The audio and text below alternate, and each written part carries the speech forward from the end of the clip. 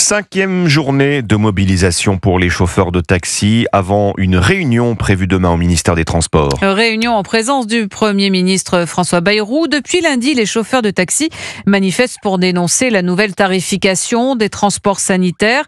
Un forfait unique de 13 €, une tarification kilométrique. Brieux-Bochet, il faut dire que les dépenses ont explosé ces dernières années.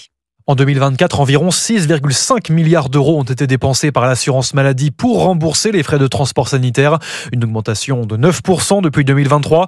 La France est l'un des pays qui dépense le plus dans le domaine. Pour Agnès Verdier-Molinier, directrice de la Fondation IFRAP, ces milliards d'euros témoignent de l'absence de contrôle en matière de transport de patients. Notre système est quand même très permissif. Les transports sanitaires sont en moyenne remboursés à plus de 90% par la sécurité sociale. On est vraiment sur quelque chose d'extrêmement généreux. Selon la Cour des comptes, il existe 140 cas différents qui autorisent un remboursement intégral du trajet.